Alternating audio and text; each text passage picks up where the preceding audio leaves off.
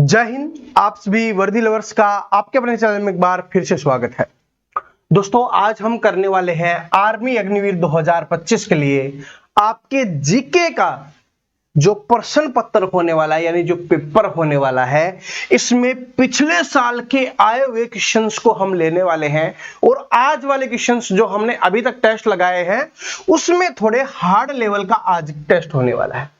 जैसे मैंने आपको बताया था ना कि एग्जाम 3 तरीके से बनता है, इजी लेवल का, आपका मॉडरेट लेवल का और आपका हार्ड लेवल का। इन तीनों को मिलाकर बनाया जाता है। तो हमने इजी से शुरुआत की थी कि बिल्कुल इजी क्वेश्चंस हमने रखे थे। आज वाले में हमने बिल्कुल मॉडरेट क्वेश्चंस रखे हैं, ना ज्यादा इजी है ना ज्यादा हार्ड है, लेकिन अपना लेवल पिछले वाले से थोड़ा हार्ड रहने वाला है और उसके बाद आगे आने वाले में ये धीरे धीरे हार्ड होता हुआ चलेगा, यानी अच्छे अच्छे लेवल के क्वेश्चंस लेके आएंगे। लेकिन पेपर में इजी भी आता है, मॉडरेट भी आता है और हार्ड भी आता है। सभी प्रकार के क्वेश्चंस आपको देखने के लिए मिलते हैं। तो इसी तरीके से हमें सब कुछ याद करना है, सब कुछ समझना है और स्कोर करना है, तभी हम जो हमारा सपना है आर्मी अग्निवीर 2025 में सिलेक्शन लेने का, उसको हम पूरा कर सकते हैं। तो सभी को इस टेस्ट को देना है और बहुत अच्छे से क्वेश्चंस को समझना है। देखो, और लास्ट में कमेंट करके भी बताना है सभी को कि कितना आपका स्कोर हुआ है। जीके के पेपर की तरह लेना है, ये सोचना कि आप रियल पेपर दे रहे हो, क्योंकि इसमें सारे आए हुए क्वेश्चंस ही हैं। देखो, भारत का सबसे ऊंचा दरवाजा कौन सा है? पहला क्वेश्चन बहुत इंपॉर्टेंट है आप सभी के लिए। आप सभी आंसर कीजिए कि भारत का सबसे ऊंचा दरवाजा कौन सा है। देखो, यहां पर आंसर आ गया होगा सभी का, बिल्कुल आसान है। बुलंद दरवाजा है वो भारत का क्या हो जाएगा? सबसे ऊंचा दरवाजा है, जिसको 1601 में अकबर के द्वारा बनवाया गया था। किसके द्वारा बनवाया गया था? अकबर के द्वारा। क्यों बनवाया गया था? जब उसने गुजरात पर विजय प्राप्त की थी, तो इसलिए गुजरात विजय की याद में इसको बनवाया गया था। यह आपसे पूछा जाता है। ये कहां पर स्थित है, यह भी हमसे पूछ लेता है। तो ये आपका स्थित है फतेहपुर सीकरी में स्थित है। फतेहपुर सीकरी में स्थित है। फतेहपुर सीकरी उत्तर प्रदेश में स्थित है। तो यहां से देखो, काफी क्वेश्चंस आपसे एग्जाम में पूछता है। जिस तरीके से पूछा गया था कि सबसे ऊंचा दरवाजा कौन सा है, तो बुलंद दरवाजा सबसे ऊंचा हो जाएगा, जो 1601 में अकबर के द्वारा बनवाया गया था, गुजरात विजय के अवसर पर बनवाया गया था और ये कहां पर स्थित है? फतेहपुर सीकरी में स्थित है और इसकी ऊंचाई लगभग 54 मीटर है। ये भी पूछ लेता है। ठीक है, अब एग्जाम में दूसरा कैसे क्वेश्चन पूछेगा, ये तो पहले पूछा गया है, लेकिन आपके एग्जाम में इसी से क्वेश्चन कैसे बनेगा, आपसे ये पूछा जाएगा कि जो बुलंद दरवाजा है वो किसकी याद में बनवाया गया है? तो हो जाएगा गुजरात विजय की याद में। देखो, एग्जाम में ऐसे क्वेश्चन बनते हैं। जो बुलंद दरवाजा है उसकी ऊंचाई कितनी है? वो हो जाएगी 54 मीटर। बुलंद दरवाजा है वो कब बनाया गया? 1601 में। तो इस तरीके से आपको सारे के सारे याद होना चाहिए। कहां पर स्थित है? फतेहपुर सीकरी यूपी में स्थित है। अगला क्वेश्चन देखिए, दूसरा क्वेश्चन है आपका कि दक्कन पास किस दो द्वीपों के बीच में स्थित है? ठीक है, आज दोस्तों बहुत ज्यादा थोड़ी थकान हो रही है, क्योंकि आप सभी के लिए मैं भगवान जी से प्रार्थना करके आया हूं। तो कुछ लोग बहुत सारे लोग आप में से जानते होंगे खाटू श्याम जी। ठीक है, तो कल 11 का अवसर था, तो खाटू श्याम बाबा के जाके आए थे, रिंगस से पैदल गए थे।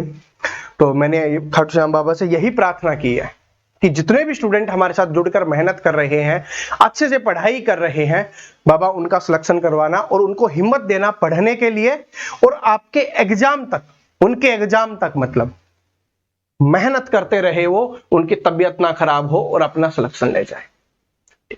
तो अब इसका आंसर कर दो। मैं आपको पढ़ा भी रहा हूं और भगवान जी से आपके लिए प्रार्थना भी कर रहा हूं कि मेहनत करने वाले हर एक स्टूडेंट को सफलता मिले। तो इसका करेक्ट आंसर हो जाएगा कि दक्कन पास किन दो द्वीपों के बीच में स्थित है? तो ये हो जाएगा दक्षिण अंडमान और लघु अंडमान। तो option number B correct answer हो जाएगा, दक्षिण अंडमान और लघु अंडमान के बीच में स्थित है। और ये क्या काम करता है दक्कन पास, ये भी हमसे पूछ लेता है। ये बीच में तो स्थित है दक्षिण अंडमान और लघु अंडमान के बीच में, लेकिन ये बंगाल की खाड़ी और अंडमान को जोड़ने का काम करता है। बात समझ में आ गई? तो ये याद रख लेना। ठीक है, और देखो, आज क्लास करवाने की बिल्कुल भी हिम्मत नहीं थी, बहुत ज्यादा थकान भी है। ठीक है, और तबीयत भी ठीक नहीं है, लेकिन मैं बाबा से बोल के आया हूं कि मैं मेहनत करवा रहा हूं, स्टूडेंट मेहनत कर रहे हैं, तो अगर मैं आज क्लास मिस कर देता, आज आप ये क्वेश्चंस नहीं सीख पाते, जो आज वाली क्लास में लगभग आपके 50 क्वेश्चंस याद होने वाले हैं ना, ये नहीं सीख पाते। लेकिन मैंने आपके लिए क्लास करवाई है, तो आपका भी फर्ज बनता है सबसे पहले तो अपनी सेहत का ध्यान रखो और कंटिन्यू पढ़ाई करते रहो, तबीयत खराब नहीं होनी चाहिए। विश्व पर्यावरण दिवस कब मनाया जाता है? आपके एग्जाम में दिवस से एक क्वेश्चन जरूर पूछता है, ये आप सभी जानते हो। तो जो विश्व पर्यावरण दिवस है ये कब मनाया जाता है, ये हमसे पूछा गया है। तो कब मनाया जाता है? तो ये मनाया जाता है 5 जून को। विश्व पर्यावरण दिवस, सभी का आंसर आ गया होगा, 5 जून को बनाया जाता है। और इसकी शुरुआत कब से हुई है भाई? 1974 से इसकी शुरुआत की गई है, ताकि पर्यावरण के बारे में बताने के लिए, जागरूकता पैदा करने के लिए। वैसे पता नहीं ये जागरूकता जा कहां रही है, सरकारी क्यों नहीं समझती। अभी आपने देखा होगा ना, आंध्र प्रदेश में जो काम हुआ था, पूरे 400 एकड़ के जंगल को काटा जा रहा था। ये तो सुप्रीम कोर्ट ने उस पर स्टे लगा दिया, ठीक है। पता नहीं ये कहां तक पहुंचता है, लेकिन सरकार को भी इसके बारे में सोचना चाहिए। अब मैं आपसे क्वेश्चन पूछता हूं जो बार बार आपके एग्जाम में आता है, और सभी स्टूडेंट कमेंट करके बताएंगे। देखो, दिवस है, सभी को याद करने हैं, क्वेश्चन फिक्स आएगा, तो आपको बताना है। देखिए, जून के महीने की बात है, 21 जून को कौन सा दिवस मनाया जाता है? बार बार एग्जाम में पूछा गया क्वेश्चन है, वरना दिवस वाली क्लास में मैं आपको बता ही दूंगा। तो सभी स्टूडेंट इसका आंसर जरूर करेंगे। 21 जून को क्या मनाया जाता है, बहुत इंपॉर्टेंट है। 5 जून को क्या हो जाएगा? पर्यावरण दिवस। आगे देखो क्या है, मैग्ना कार्टा किस देश से संबंधित है? मैग्ना कार्टा किस देश से संबंधित है?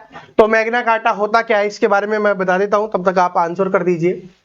यह है कि जो राजा महाराजा हुआ करते थे ना, राजा महाराजा महारानियां, तो उनकी शक्तियों को सीमित किया गया था, उसको बोला जाता है मैग्ना कार्टा। तो ये कौन से देश से संबंधित है? अरे इंग्लैंड से हो जाएगा, क्योंकि बात आ रही है ना, अपने देश से संबंधित है, आपने बार बार पढ़ा होगा। और पहले अपने देश पे कौन राज करता था? England, Britain. तो ये आपका आंसर हो जाएगा ऑप्शन नंबर बी।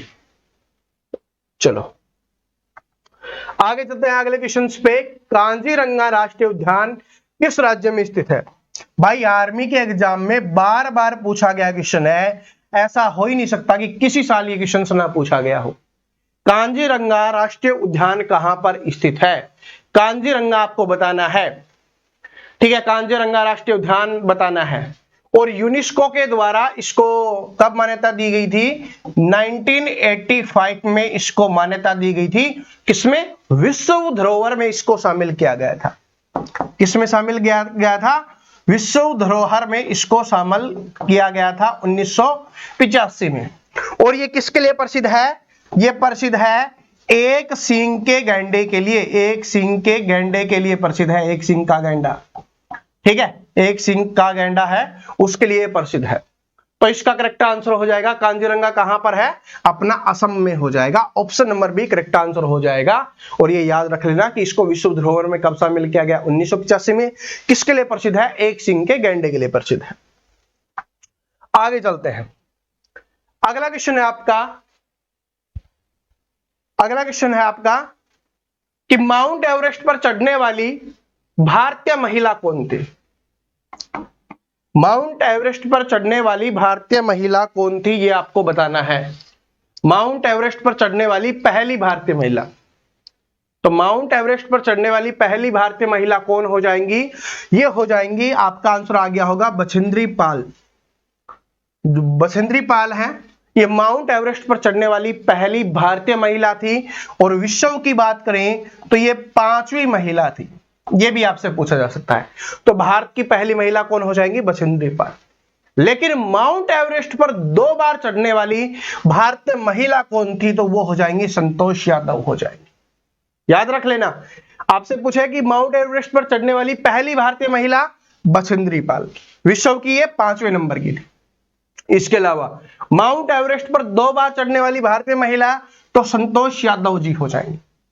इसके अलावा एक क्वेश्चन और पूछा जाता है कि माउंट एवरेस्ट पर चढ़ने वाली पहली भारतीय दिव्यांग महिला, पहले अपंग बोला जाता था, अब दिव्यांग बोला जाता है, ठीक है। तो दिव्यांग महिला कौन थी? तो वो हो जाएंगी अरुणिमा सिन्हा जी। ये भी याद रख लेना, तीनों इंपॉर्टेंट है, पहली, 2 बार चढ़ने वाली और दिव्यांग महिला, ठीक है जी।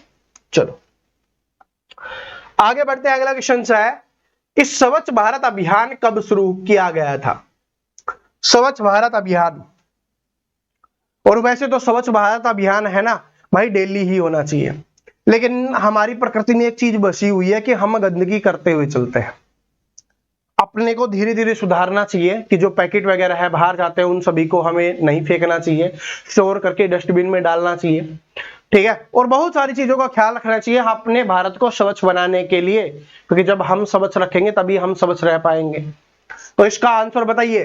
तो 2 अक्टूबर 2014 को 2 अक्टूबर 2014 को स्वच्छ भारत अभियान की शुरुआत की गई थी, और हम 2 अक्टूबर को हर साल स्वच्छ भारत अभियान मनाते हैं, ठीक है। और इसी के अलावा बात करें तो 2 अक्टूबर को हम क्या बनाते हैं? गांधी जयंती के नाम से भी इसको जाना जाता है, गांधी जयंती भी बनाते हैं, क्योंकि 2 अक्टूबर 1869 को गांधी जी का जन्म हुआ था। और इसी के साथ सभी स्टूडेंट कमेंट करके बताएंगे, देखो हमारे सभी स्वतंत्रता सेनानियों के बारे में आपको पता होना चाहिए। गांधी जी के अलावा 2 अक्टूबर को और कौन से हमारे स्वतंत्रता सेनानी की जयंती बनाई जाती है, ये आप सभी कमेंट में बताओ। आगे क्वेश्चन है, अगला क्वेश्चन है विटामिन सी की कमी से कौन सा रोग होता है? विटामिन है, क्वेश्चन एग्जाम में बार बार रिपीट होता है एक, तो आप सभी को बताना है कि विटामिन सी की कमी से कौन सा रोग होता है। तो ये तो सभी को पता होगा, बिल्कुल आसान क्वेश्चन है। विटामिन सी की कमी से स्कर्वी रोग हो जाता है, ठीक है। विटामिन सी की कमी से स्कर्वी रोग हो जाता है, जो दांतों में अपने मसूड़े होते हैं उनमें खून निकलना शुरू हो जाता है, तो विटामिन सी की कमी। और विटामिन सी किस में पाया जाता है? खट्टे फलों में पाया जाता है, ये एग्जाम में आने वाला क्वेश्चन है। आंवला हो गया आपका, नींबू, सेव, संतरा वगैरह हो गया, इनमें पाया जाता है। विटामिन डी की कमी से क्या होता है? रिकेट्स नामक रोग होता है। विटामिन बी की कमी से क्या होता है? बेरी बेरी होता है। नाइट ब्लाइंडनेस किसकी वजह से होता है? विटामिन ए की कमी से होता है, ठीक है, जिसको रतौंधी भी बोला दिया जाता है। विटामिन ए की कमी से रतौंधी होता है, जिसको नाइट ब्लाइंडनेस यानी रात के समय में उसको दिखाई नहीं देता। आगे देखिए, भारतीय संविधान का संरक्षक किसे कहा जाता है? यानी जो हमारा भारतीय संविधान है जो कब लागू किया गया था? 26 जनवरी 1950 को जिसको लागू किया गया था, वो बताना है कि भारतीय संविधान का संरक्षक किसे कहा जाता है। तो भारतीय संविधान का संरक्षक कौन हो जाएगा? सर्वोच्च न्यायालय जिसने किया है उसका बिल्कुल करेक्ट है, सर्वोच्च न्यायालय है, यानी जो अपना सुप्रीम कोर्ट है वो क्या हो जाएगा? भारतीय संविधान का संरक्षक है। यानी कि देश में अगर कोई भी ऐसी चीज हो रही है जो नहीं होनी चाहिए, देश के लिए नुकसानदायक है, तो उसको हमारा सर्वोच्च न्यायालय सुप्रीम कोर्ट बचा सकता है, जिसकी शॉर्ट फॉर्म एससी है। चलो आगे बढ़ते हैं, अगला क्वेश्चन है कि गुरुत्वाकर्षण की खोज किसके द्वारा की गई थी? गुरुत्वाकर्षण मतलब ग्रेविटी, ग्रेविटी की खोज किसके द्वारा की गई थी? जिसको जी से डिनोट किया जाता है, जी से लिखा जाता है। तो गुरुत्वाकर्षण की खोज किसके द्वारा की गई थी? तो ये की गई थी आइजक न्यूटन के द्वारा। ऑप्शन नंबर 1 करेक्ट आंसर हो जाएगा, आइजक न्यूटन के द्वारा की गई थी। 1687 में इसकी खोज की गई थी। और ये खोज कैसे हुई थी कि एक सेब है ना, वो सेब के पेड़ से गिर रहा था, तो न्यूटन ने इस बात को सोचा कि ये सेब ऊपर से नीचे क्यों गिर रहा है, और इसी प्रकार से आपके गुरुत्वाकर्षण की खोज हो गई। और ये सेब वाली कहानी क्यों बताइए? क्योंकि एग्जाम में पूछ लिया जाता है, ठीक है। तो किससे संबंधित है? तो ये न्यूटन ने इसकी खोज की, गुरुत्वाकर्षण की। चलो आगे बढ़ते अगला क्वेश्चन है कि स्वतंत्र भारत का प्रथम गवर्नर जनरल कौन थे? बहुत इंपॉर्टेंट क्वेश्चन है, बार बार एग्जाम में आता है, बहुत सारे स्टूडेंट इसको गलत करते हैं। तो आप सभी देखिए, आप सही करते हो या गलत करते हो। स्वतंत्र भारत के प्रथम गवर्नर जनरल कौन थे? तो बताइए। तो इसका आंसर हो जाएगा माउंटबेटन। माउंटबेटन है वो स्वतंत्र भारत के पहले गवर्नर जनरल थे। और ये कब तक रहा था? क्योंकि हमारा देश 1947 में आजाद हुआ था, तो 1947 से 48 तक माउंटबेटन हमारे देश का गवर्नर जनरल रहा। लेकिन 1948 में नया गवर्नर जनरल बना जिसका नाम था चक्रवर्ती राजगोपालाचारी, और ये 1948 से 1950 तक रहे। तो इसी क्वेश्चंस में अगर एक चीज और जोड़ दी जाए कि स्वतंत्र भारत के प्रथम भारतीय गवर्नर जनरल, यहां पर सिर्फ लगाना है भारतीय, अगर भारतीय नहीं लगाया गया तो माउंट बैटन आंसर हो जाएगा, जैसे इस क्वेश्चन का आंसर है। और भारतीय लगा देगा तो चक्रवर्ती राजगोपालाचारी हो जाएगा। और ये कब से कब तक रहे थे? 1948 से 50 तक। लेकिन ये प्रथम भारतीय गवर्नर जनरल तो थे ही थे, लेकिन साथ में क्या हो जाएंगे? हमारे भारत के अंतिम गवर्नर जनरल हो जाएंगे, अंतिम गवर्नर जनरल, क्योंकि उसके बाद इस पद को हटा दिया गया, गवर्नर जनरल के पद को हटा दिया गया, क्योंकि 26 जनवरी, जैसे मैंने अभी आपको बताया, 26 जनवरी 1950 को जब हमारा संविधान लागू हुआ तो उसमें गवर्नर जनरल का पद नहीं था। गवर्नर का अलग पद बना दिया गया, जनरल का अलग पद बना दिया गया। गवर्नर का मतलब क्या बन गया? राज्यपाल, जो हर राज्य को संभालता है। और जनरल क्या होता है? ये आपके आर्मी में होता है, ठीक है, यानी देश की रक्षा करने वाला हो जाएगा। आंसर भाई इसका लिखा हुआ है, ये इसके लिए माफी चाहूंगा, कोई बात नहीं। देखो, महाभारत के रचयिता कौन है? ये इस क्वेश्चन का आंसर तो लिखा हुआ है, लेकिन इसी में मैं दूसरा क्वेश्चन पूछ लूंगा जो आपके एग्जाम में आता है। तो देख लो, महाभारत के रचयिता कौन है? तो वेद व्यास जी हैं जो महाभारत के रचयिता हो जाएंगे, जिनको पंचम वेद भी बोला जाता है। पंचम वेद किसको? महाभारत को, ठीक है, इसको बोला जाता है पंचम वेद, महाभारत को बोला जाता है, वेद व्यास जी के द्वारा लिखी गई है।